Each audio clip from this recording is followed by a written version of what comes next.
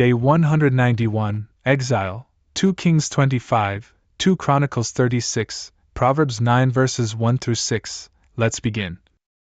2 Kings 25.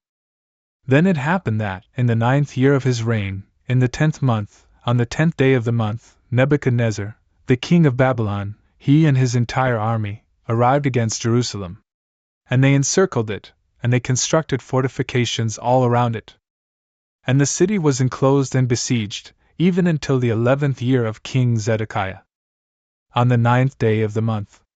And a famine prevailed in the city, neither was there bread for the people of the land. And the city was breached.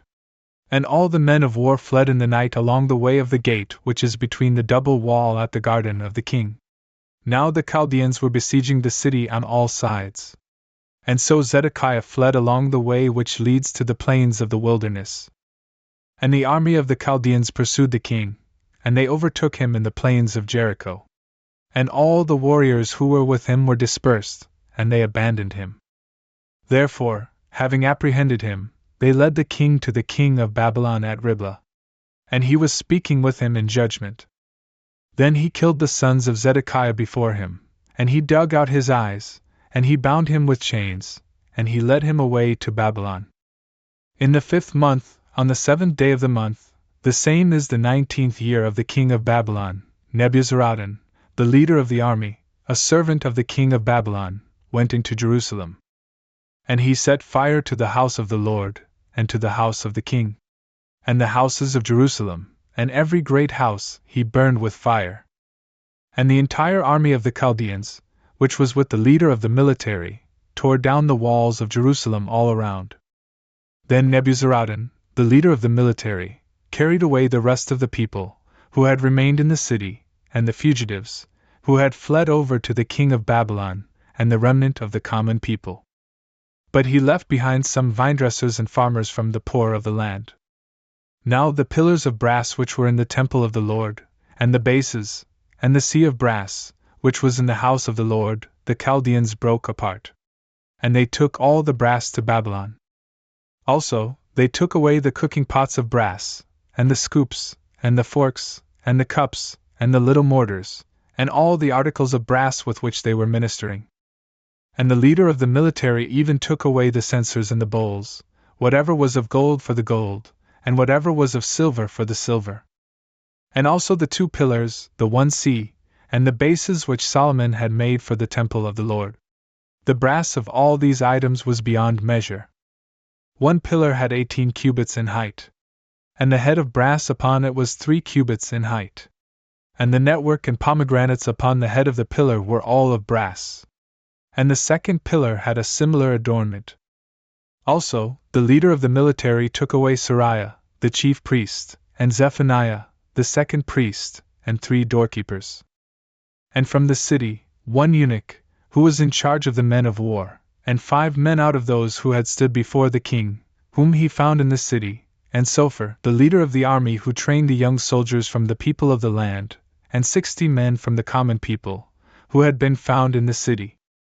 Taking them, Nebuzaradan, the leader of the military, led them to the king of Babylon at Riblah. And the king of Babylon struck them and killed them at Riblah, in the land of Hamath. And Judah was taken away from his land. But over the people who had remained in the land of Judah, whom Nebuchadnezzar, the king of Babylon, had permitted, he appointed as ruler Gedaliah, the son of Ahikam, the son of Shaphan.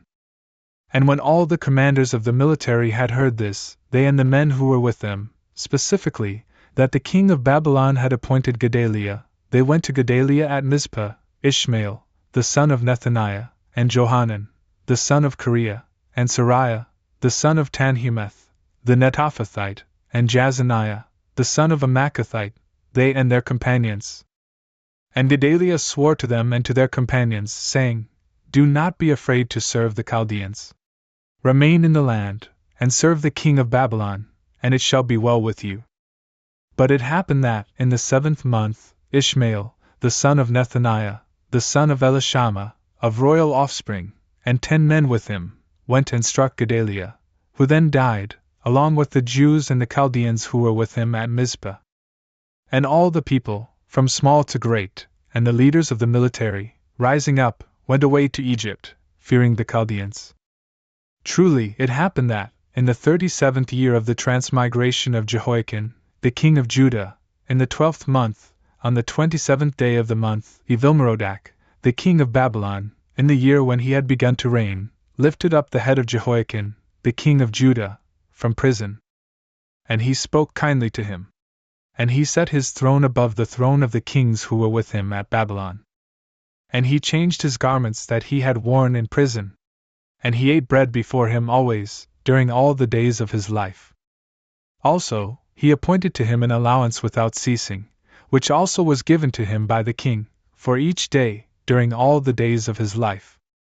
2 Chronicles 36. Then the people of the land took Jehoahaz, the son of Josiah, and they appointed him king in place of his father, in Jerusalem. Jehoahaz was 23 years old when he had begun to reign, and he reigned for 3 months in Jerusalem. Then the king of Egypt, when he had arrived in Jerusalem, removed him, and condemned the land to 100 talents of silver and 1 talent of gold. And he appointed Eliakim, his brother, as king in his place, over Judah and Jerusalem. And he changed his name to Jehoiakim. Truly, he took Jehoahaz with him, and he led him away to Egypt. Jehoiakim was 25 years old when he had begun to reign, and he reigned for 11 years in Jerusalem. And he did evil before the Lord his God. Nebuchadnezzar, the king of the Chaldeans, ascended against him, and led him bound in chains to Babylon. And to there, he also took away the vessels of the Lord, and he placed them in his temple. But the rest of the words of Jehoiakim, and his abominations that he worked, and the things that were found in him, are contained in the book of the kings of Judah and Israel. Then his son, Jehoiakim, reigned in his place. Jehoiakim was 8 years old when he had begun to reign, and he reigned for 3 months and 10 days in Jerusalem. And he did evil in the sight of the Lord. And when the course of a year had turned, King Nebuchadnezzar sent and brought him to Babylon, carrying away, at the same time, the most precious vessels of the house of the Lord. Truly, he appointed his uncle, Zedekiah, as king over Judah and Jerusalem. Zedekiah was 21 years old when he had begun to reign. And he reigned for 11 years in Jerusalem. And he did evil in the eyes of the Lord his God.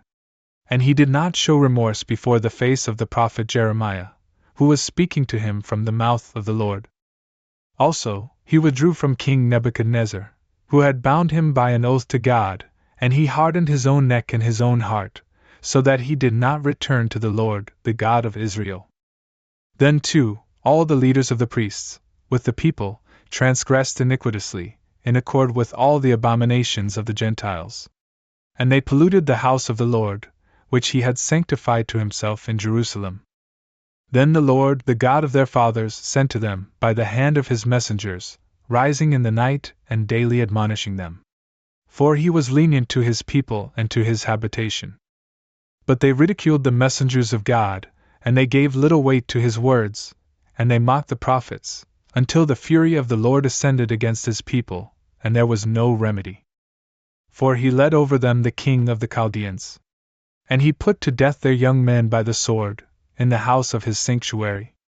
There was no pity for adolescents, nor virgins, nor the elderly, nor even for the disabled. Instead, he delivered them all into his hands.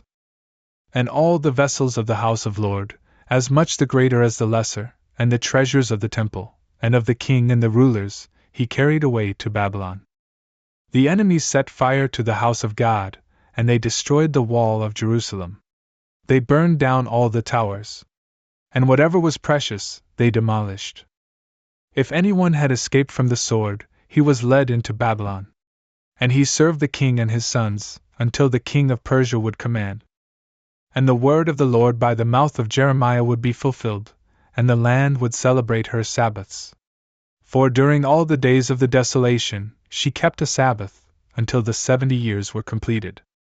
Then, in the first year of Cyrus, the king of the Persians, in order to fulfill the word of the Lord, which he had spoken by the mouth of Jeremiah, the Lord stirred up the heart of Cyrus, the king of the Persians, who commanded this to be proclaimed throughout his entire kingdom, and also in writing, saying, Thus says Cyrus, the king of the Persians, the Lord, the God of heaven, has given to me all the kingdoms of the earth.